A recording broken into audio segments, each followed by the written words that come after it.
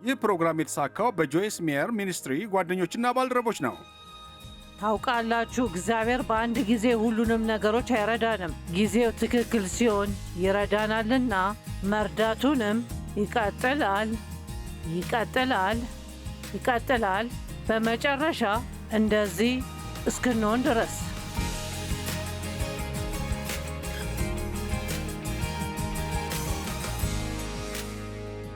ዛሬ በዕለት ተዕለት ኑሯችን መደሰት ላይ ስለተቀላቀላችሁን በጣም አመሰግናለሁ። እንደማስበው ከሆነ ዛሬ ላወራችሁ የምፈልገው ጉዳይ በዕለት ተዕለት ኑሯችሁ እንድትደሰቱ ይረዳችኋል።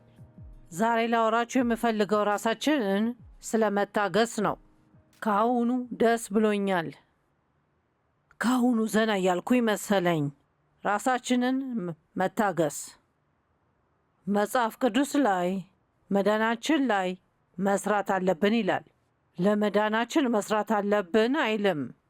ምክንያቱም መዳን እኛ በእምነታችን የምንቀበለው በእግዚአብሔር ጸጋ የተሰጠን ነጻ ስጦታ ነው።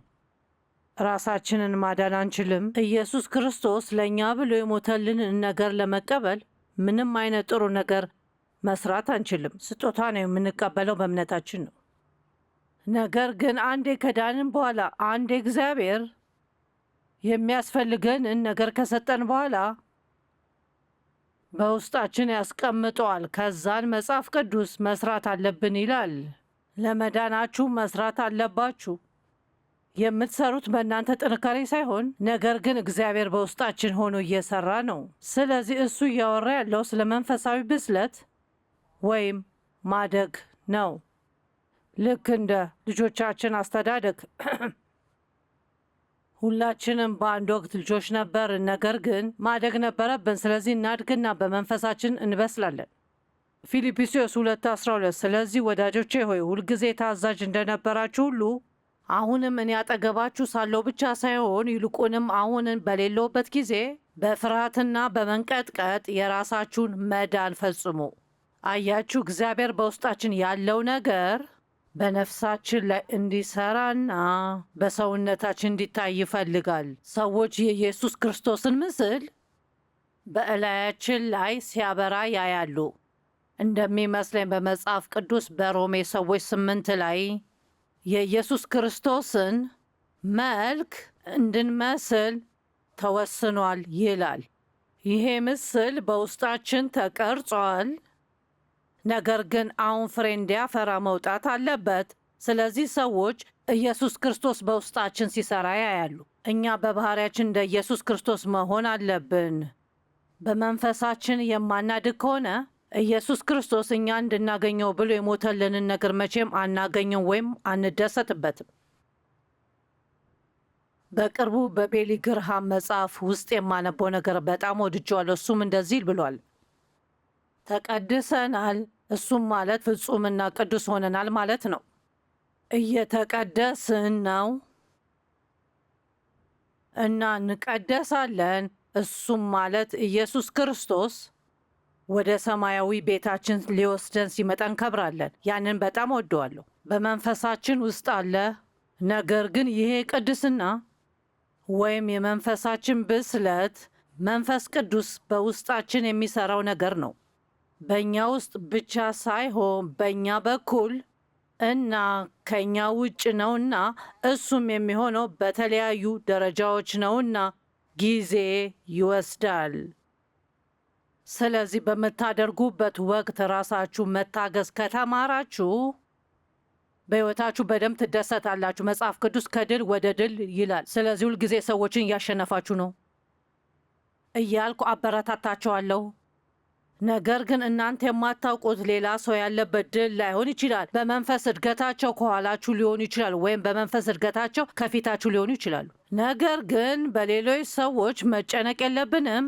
እኛ ማድረግ ያለብን እግዚአብሔር እንዲረዳን መፍቀድ ብቻ ነው። እና እባካችሁን ይህንን እወቁ፣ ራሳችሁን መታገስ አለባችሁ። አለበለዚያ ከእግዚአብሔር ጋር ባላችሁ ጉዞ አትደሰቱም። አዎ ጉዞ ብያዋለሁ። ትንሽዬ ልጆች እንዴት እንደሚሆኑ ታውቁ አይደል? ሩቅ የሆነው ቦታ ለመውሰድ መኪና ውስጥ ታደርጓቸዋላችሁ። ከዛ ደረስን ይላሉ። እና እኛም ከእግዚአብሔር ጋር ልክ እንደዛ ነን። ሁልጊዜ ነገሮች በፍጥነት እንዲሆኑ እንፈልጋለን። መዳናችሁን በፍርሃትና በመንቀጥቀጥ ፈጽሞ በእናንተ ጥንካሬ ሳይሆን እግዚአብሔር በውስጣችሁ ይሰራል። ስለዚህ እኛ ማድረግ ያለብን መንፈስ ቅዱስ በውስጣችን ሊያደርግ በሚፈልገው ነገር መተባበር ነው እና መጽሐፍ ቅዱስ ማሳለፍ የሚለውን ቃል በጣም ይጠቀመዋል። ነገሮች ማሳለፍ አለብን። እየነዳችሁ የማሳለፍ ምልክት ስታዩ በእናንተ በኩል የሚያልፉ መኪኖችን ማሳለፍ አለባችሁ። ሁልጊዜ መንፈስ ቅዱስ በመንገዳችን መጥቶ ማድረግ የማንፈልገውን ነገር እንድናደርግ ሲጠይቀን ወይም እያደረግን ያለውን ነገር እንድናቆም ሲጠይቀን መስማት አለብን። አንዳንድ ጊዜ ለእግዚአብሔር ታዛዥ መሆን ከባድ ይመስላል፣ ነገር ግን ከምናደርጋቸው ነገሮች በጣም አስፈላጊው ነገር ነው። ምክንያቱም እውነተኛ ደስታ የምታገኙት ያኔ ነው። አሁን በማቴዎስ ወንጌል 5:48 ላይ እንደዚህ ይላል፣ የሰማይ አባታችሁ ፍጹም እንደሆነ እናንተም ፍጹም ሁኑ። ይሄ የመጽሐፍ ቅዱስ ጥቅስ በጣም ብዙ ጫና ይፈጥርብኝ ነበር፣ ምክንያቱም ሁሉንም ነገር በትክክል ለማድረግ እሞክራለሁ፣ ነገር ግን ሁልጊዜም ነገሮችን በትክክል እየሰራው አይመስለኝም። እናንተም እንደዚህ እንዳጋጠማችሁ እርግጠኛ ነኝ። ኢየሱስ ክርስቶስን ስንወድ ሁሉንም ነገሮች በትክክል ማድረግ እንፈልጋለን እና አንዳንድ ጊዜ ትክክለኛውን ነገር ለማድረግ በደንብ ስንሞክር የተሳሳተውን ነገር እናደርጋለን እና ስህተቱ ምን እንደሆነ አልገባኝም ነበር። እግዚአብሔር እንዲረዳኝ ከመጠየቅ ይልቅ እኔ ብቻዬን ለማድረግ እየሞከርኩ ነበር። በአዲሱ መደበኛ ትርጉም በማቴዎስ ወንጌል 5:48 ለሚለው ነገር በጣም አመስጋኝ ነኝ፣ ምክንያቱም ፍጹም መሆን ማለት እንደዚህ ነው። ስለዚህ የሰማይ አባታችሁ ፍጹም እንደሆነ እግዚአብሔርን ለመምሰል በአእምሯችንና በባህሪያችን አድገን ትክክለኛ የመልካምነት እና የታማኝነት ከፍታ ላይ መድረስ። እናንተም ፍጹማን ሁኑ። በእግዚአብሔር ማደጋችሁን ቀጥሉ። ከመንፈስ ቅዱስ ጋር ተባበሩ። ከዛን ቀስ በቀስ ድል በድል መንፈስ ቅዱስ በእናንተ ላይ የሚያመጣው ለውጥ አለ እና እያንዳንዱ ለውጦች ብልህ እንድትሆኑና የኢየሱስ ክርስቶስ ምስል እንዲኖራችሁ ይረዳችኋል። አሁን ይህንን ምሳሌ አንዳንድ ጊዜ መጠቀም እወዳለሁና ይህ አስቂኝ ምሳሌ ነው። ነገር ግን ይህ ዕቃ ኢየሱስ ክርስቶስን ይወክላል እንላለን። የኢየሱስ ክርስቶስን መልክ መቅረጽ አለብን። የእግዚአብሔር ቃል እንደዚህ ይላል፣ ስለዚህ ማንም በክርስቶስ ቢሆን አዲስ ፍጥረት ነው፣ አሮጌው ነገር አልፏል፣ እነሆ አዲስ ሆኗል። ስለዚህ እኛ እንደ አዲስ መንፈሳዊ ጭቃ ነን ማለት እወዳለሁ። በሌላ መልኩ ሁሉም የድሮ ነገሮች አልፏልና እግዚአብሔር የሚሰራበት አዲስ ሸራ አለውና በውስጣችን ፍጹም የሆነ ስራ ይሰራል። እንደ እግዚአብሔር አማኞች በውስጣችሁ በጣም ብዙ የመንፈስ ፍሬ ያላችሁ በኢየሱስ ክርስቶስ አማካኝነት በእግዚአብሔር ፊት ነፃ ሆናችኋል። ለእግዚአብሔር ፍጹም ልብ አላችሁ፣ ነገር ግን ባህሪያችሁ ትክክል ላይሆን ይችላል። ስለዚህ የመንፈስ ቅዱስ ስራ በውስጣችሁ መሰራት አለበት። የተወሰኑ ስራዎች የሚመቹ አይደሉም። እውነቱን ለመናገር አብዛኛው ነገሮች አመቺ አይደሉም እና እሱም የሚወሰነው ምን ያህል ምቹ አለመሆኑ የሚወሰነው በግትርነታችን መጠን ነው። ስለዚህ ነገር እኛ ነን እንበል፣ ይህ አዲስ የመንፈስ ጭቃ ነው እና የመቀረጽ ሂደት አለ። አስታውሱ፣ እኛ በኢየሱስ ክርስቶስ ምስል መልክ መቀረጽ አለብን ይላል። አሁን የጭቃ ስሜት ቢኖረው እርግጠኛ ነኝ አሁኑኑ ይህ ጥሩ አይደለም፣ አቁሚ አቁሚ አቁሚ ላይ ነበር። ነገር ግን እግዚአብሔር አያቆምም። እሱ የሚፈልገውን ነገር እንድንሆን ስራውን መስራት መቀጠል አለበት። ስለዚህ ይህ ትክክለኛው ቅርጽ ስላልሆነ ትንሽ በደንብ ጠፍጣፋ ማድረግ አለብኝ። አሁን ልጨርስ ነው። እሺ አሁን ዋው! እሺ አሁን በኢየሱስ ክርስቶስ መልክ መቅረጽ እችላለሁ። ነገር ግን አሁን የሚሆነው ምንድን ነው? በኢየሱስ ክርስቶስ ምስል ውስጥ የማይገቡ በጣም ብዙ ባህሪያትን አገኛለሁ። ስለዛ የተወሰኑ ነገሮችን ማስወገድ አለብኝ። ምናልባት ማውራት ስለሌለብኝ ነገር በጣም ብዙ ጊዜ አወራለሁ። ስለዚህ እግዚአብሔር ረድቶኝ ያንን ባህሪ ማስወገድ አለብኝ። ምናልባት አስተሳሰቤ ጥሩ አይደለምና ካሰብኩት በላይ እየጎዳኝ ነው። ስለዚህ እግዚአብሔር በአስተሳሰቤ ረድቶኝ ያንን ባህሪ ማስወገድ አለብኝ። ወይም ምናልባት ለራሴ በጣም አዝናለሁና ብዙ ቀኖችን ለራሴ በማዘን አባክናለሁ። ስለዚህ እግዚአብሔር ቀጥሎ የሚረዳኝ በዚህ ባህሪዬ ላይ ነው። ታውቃላችሁ፣ እግዚአብሔር በአንድ ጊዜ ሁሉንም ነገሮች አይረዳንም። ጊዜው ትክክል ሲሆን ይረዳናልና መርዳቱንም ይቀጥላል፣ ይቀጥላል፣ ይቀጥላል። በመጨረሻ እንደዚህ እስክንሆን ድረስ ታውቃላችሁ፣ ፍጹም ለመሆን ዕድሜ ልካችሁን ይወስድባችኋል። ነገር ግን ከእግዚአብሔር ጋር ከመስራት የሚበልጥ ምንም ነገር የለም። ከመንፈስ ቅዱስ ጋር በመተባበር እግዚአብሔር እንድንሆን የሚፈልገውን ነገር መሆን አለብን። አሁን ደስ ይላል አይደል? ስንቶቻችሁ እግዚአብሔር እንድትሆኑ የሚፈልገውን ነገር መሆን ትፈልጋላችሁ? እና መስቀላችሁን ይዛችሁ እሱን ለመከተል ተዘጋጅታችኋል። መስቀላችሁን መያዝ ማለት በሕይወታችሁ መጥፎና አስከፊ ነገሮች ይከሰቱባችኋል ማለት አይደለም። እኔ እንደማምነው ከሆነ መስቀላችሁን መያዝ ማለት ከራስ ወዳድነት ነፃ የሆነ ሕይወት ለመኖር ፈቃደኛ ናችሁ ማለት ነው። ራሳችንን ያማከለ ሳይሆን የእግዚአብሔርን ፈቃድ ያማከለ ነው። ግትር አትሁኑ፣ አክባሪ ሁኑ። ለስላሳና የሚቀረጽ ጭቃ ሁኑ። አዲስ ፍጥረት ናችሁ። ባልደረቦቼ አዲስ ጭቃ እንዲያመጡ ነግሬያቸዋለሁ። ምክንያቱም ባረጀ በጠንካራና በደረቀ ጭቃ መጀመር አልፈለግኩም። በኢየሱስ ክርስቶስ የሚያምን ሰው አዲስ ፍጥረት ነው። አዲስ መንፈሳዊ ጭቃ ነው። የሚፈልገው ነገር ሁሉ አለው። መንፈስ ቅዱስ አብሮት እንዲሰራ መፍቀድ አለበት እና የሚጎዱትን ነገሮች መተው አለበት። ነገር ግን እንደዛ እንደሚያደርግ አያውቀውም። አሁን ታውቃላችሁ፣ እዚህ ጋር ፖሎራይድ ካሜራ አለኝ። ስለዚህ እርግጠኛን ይህ ነገር እንዴት እንደሚሰራ ታውቃላችሁ። አሁን እዚህ ጋር የአማንዳን ፎቶ አነሳለሁ። ከካሜራው ጀርባ ስለሆንሽ እናንተ አታዩትም፣ ነገር ግን ያያታለሁ። ስለዚህ እኔ የማደርገው አሁን ፎቶ አንስቻታለሁ። ነገር ግን የእሷን ፎቶ ከማየቴ በፊት ለ10 ደቂቃ በብርሃን ቦታ ላይ ማስቀመጥ አለብኝ። ደህና፣ የኢየሱስ ክርስቶስ ምስል በውስጣችሁ ተቀርጿል። ነገር ግን ከ10 ደቂቃ በላይ ይወስዳል። የእሱ ሙሉ ምስል በውስጣችሁ እንዲታይ ዓመታት ይወስዳል።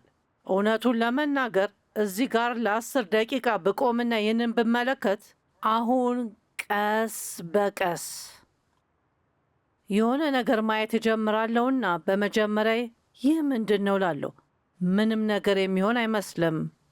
ነገር ግን በመጨረሻ የአማንዳን ፎቶ ይኖረኛልና እሱን ሳገኘው አሳያችኋለሁ።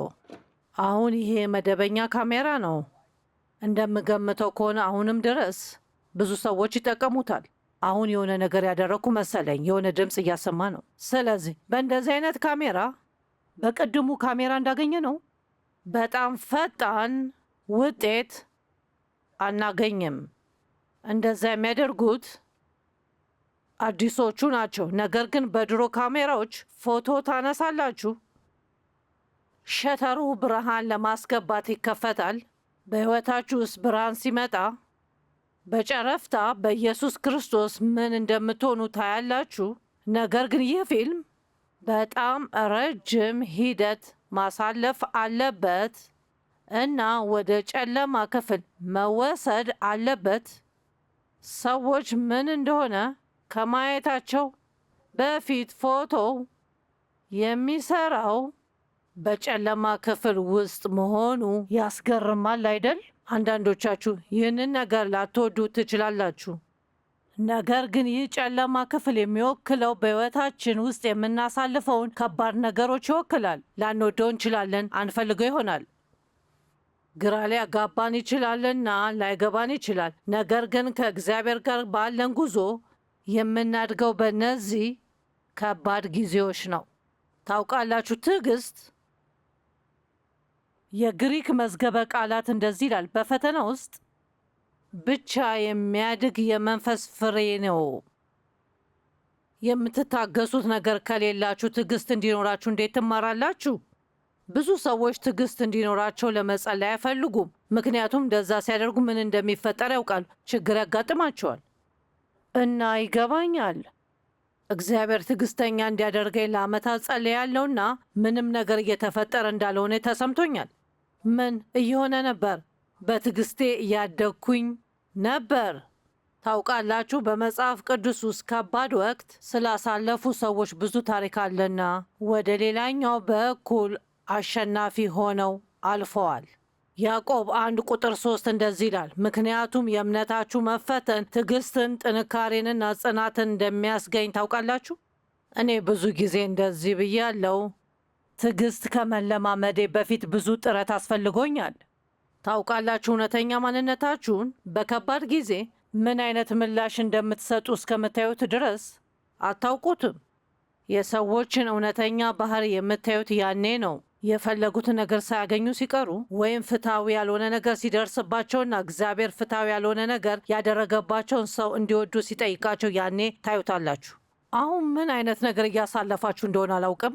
እርግጠኛ ነኝ ብዙዎቻችሁ፣ ምናልባት አብዛኛዎቻችሁ አሁን በሕይወታችሁ ውስጥ በሆኑ ችግሮች ውስጥ ናችሁ።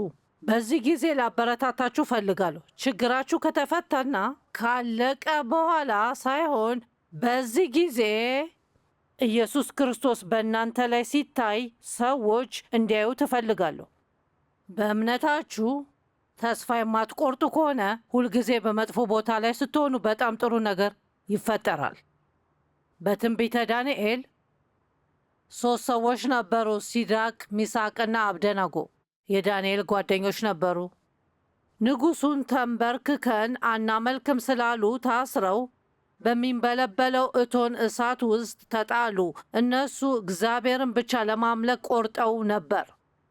በዚህ ምክንያት በሚንበለበል እሳት ውስጥ እንዲጣሉ ትዕዛዝ ተላልፎባቸዋል። ትክክለኛውን ስለወሰኑ ንጉሡ ተናዶ እንደዚህ ለ የእቶን እሳት ቀደም ሲል ከነበረው 7 እጥፍ ተደርጎ እንዲነድ አዘዘ።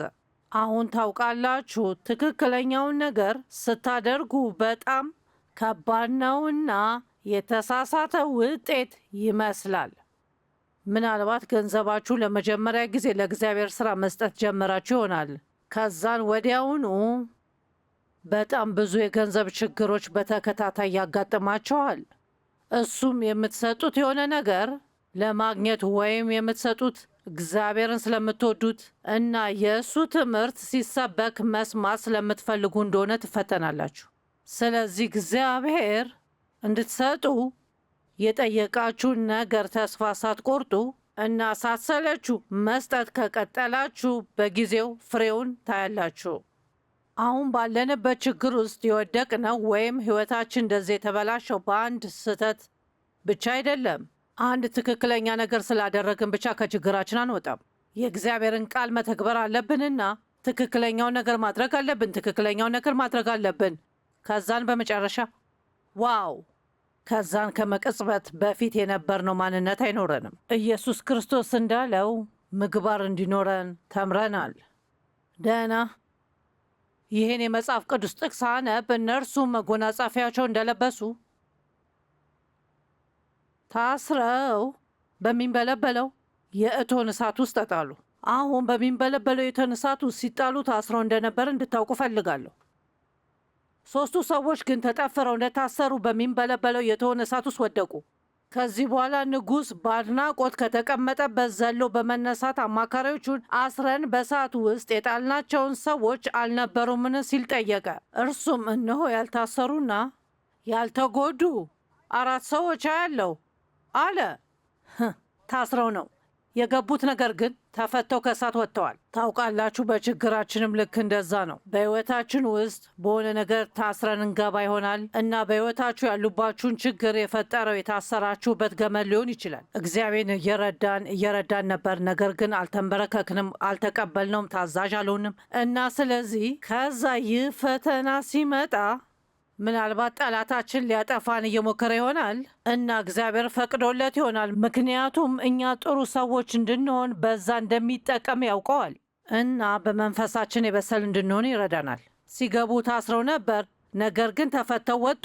ንጉሡ ምን እንዳየገምቱ 3 ሰዎችን አስቀምጠን ነበር፣ ነገር ግን አሁን 4 ሰዎችን አያለው እና 4ተኛውም የአማልክትን ልጅ ይመስላል። ታውቃላችሁ፣ በሕይወታችሁ ጨለማ ቦታዎች ውስጥ ብቻችሁን አትሆኑም። እሱ ያለ ቢመስላችሁም ባይመስላችሁም ኢየሱስ ክርስቶስ ሁልጊዜ አብሯችሁ ይሆናል። አሁን እየታገላችሁ ያላችሁ ሰዎች እኔን ስትመለከቱ ከፊታችሁ እንባ እየፈሰሰ ይሆናል። ነገር ግን አሁን ልነግራችሁ የሚፈልገው ነገር ኢየሱስ ክርስቶስ አብሯችሁ ነው እና አሁን ባላችሁበት ሁኔታ ጥሩ ነገር ሊያደርግላችሁ እቅድ አለው። ዛሬ ይሄንን ነገር እንድታውቁ እፈልጋለሁ። በጥሩ ሁኔታ ያልቃል። መቼ እንደሚያልቅ ልነግራችሁ አልችልም። ነገር ግን ተስፋ የማትቆርጡ ከሆነ፣ ማመናችሁን የምትቀጥሉ ከሆነ እግዚአብሔር መስራቱን ይቀጥላል። አሁን ሰቆቃው ኤርምያስ 3:6 ላይ እንደዚህ ይላል፣ ከሞቱ ብዙ ጊዜ እንደሆናቸው በጨለማ እንድኖር አደረገኝ።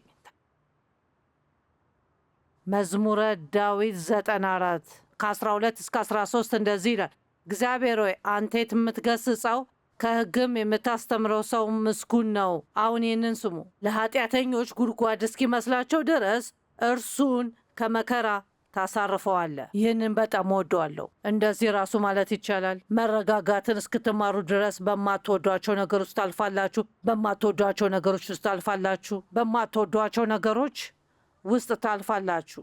አያችሁ፣ እግዚአብሔር በሕይወታችን ውስጥ በጥሩ ጊዜ ያለን መንፈሳዊ ብስለት በችግር ጊዜም እንዲኖረን ይፈልጋል። ስለዚህ የተለየ ባህሪ አይኖረንም። እሱም መረጋጋት ይባላል።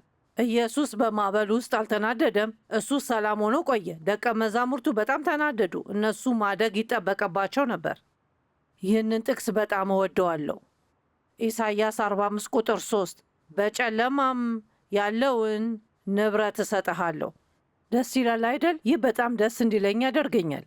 እናንተም ጆይስ ይህ ምን ማለት ነው ትሉ ይሆናል። ይህ ማለት በሕይወታችሁ ውስጥ በጨለማና በአስቸጋሪ ጊዜ እንኳን ይዘነው የምንወጣ በጣም ብዙ ውድ ሀብት አለ። ይዛችሁ ትወጣላችሁ። አሁን እያሳለፍን ያለው ነገር መጨረሻችን አይደለም። ነገር ግን ከምታስቡት በላይ በጣም ጥሩ ነገር የሚፈጠርበት ጅማሬ ነው። ተጎድታችሁ እያለ እንደዚህ ልታስቡ ትችላችሁ። አንቺ ሴትዮ ጤነኛ አይደለሽም፣ ከዚህ የሚገኝ ምንም ጥሩ ነገር የለም። እኔ ሁልጊዜ ታሪኬን እንደ ምስክርነት አጋራለሁ። በአባቴ ወሲባዊ ጥቃት ደርሶብኝ ነበር። ለጥቃት ተጎድቼ ነበር። እናቴ እያወቀች ጥቃቱን ለማስቆም ምንም ነገር አላደረገችም።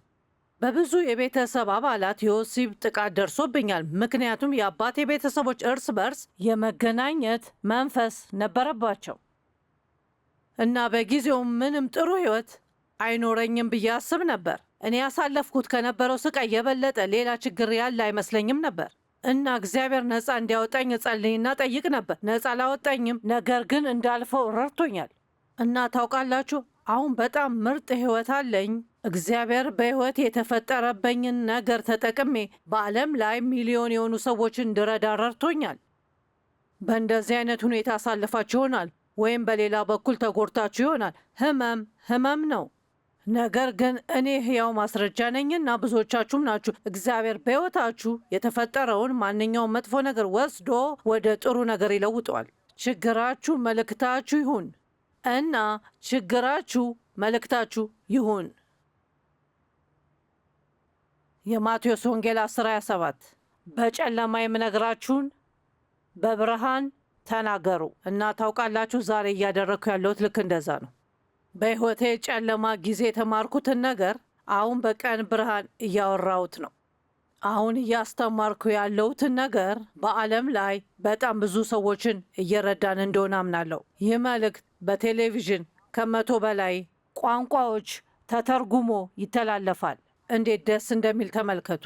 እኔ ማውራት የምችለው እንግሊዝኛ ብቻ ነው። ነገር ግን በቴክኖሎጂ እና በአስተረጓሚዎች ወደ ብዙ ቋንቋዎች ተተርጉሞ ለብዙ ሰዎች እናስተላልፋለን። በዓለም ላይ የትም ቦታ ብትኖሩ ሁላችንም ተመሳሳይ ችግሮች አሉብን። በትክክል ተመሳሳይ ላይሆን ይችላል፣ ነገር ግን ህመም ነው። ሁላችንም አስቸጋሪ የሆነ ጊዜ እናሳልፋለን እና ሁላችንም ስንገባ ከነበረ ሁኔታ የተሻለን ሆነን እንደምንወጣ ሁላችንም ማወቅ አለብን። እግዚአብሔር በሚሰራው የለውጥ ሂደት ውስጥ ትዕግስት ሊኖራችሁ ይገባል። ምክንያቱም ትዕግስት አልባ መሆን ችግሩ የባሰ እንዲሆን ያደርገዋል። ደህና የአማንዳ ፎቶ አለን። አዎ ልክ እንደኔ እዚህ ጋር ቆማለች። አማንዳ እዚህ ጋር ናት። ደህና። ከዚህ ፊልሙን አውጥተን ወደ ጨለማ ቦታ ወስደን እስኪዳብር ድረስ መጠበቅ አለብን። እግዚአብሔር ዛሬ ምን ሊያስተምረን እየሞከረ እንደሆነ ከእነዚህ ነገሮች እንደተማራችሁ ተስፋ አደርጋለሁ።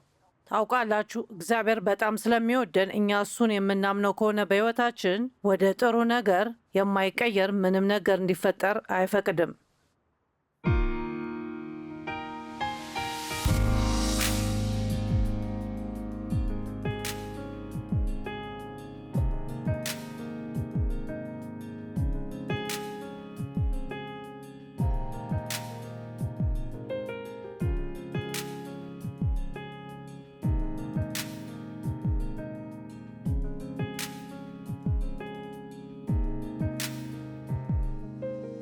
ይህ ፕሮግራም የተሳካው በጆይስ ሜየር ሚኒስትሪ ጓደኞችና ባልደረቦች ነው።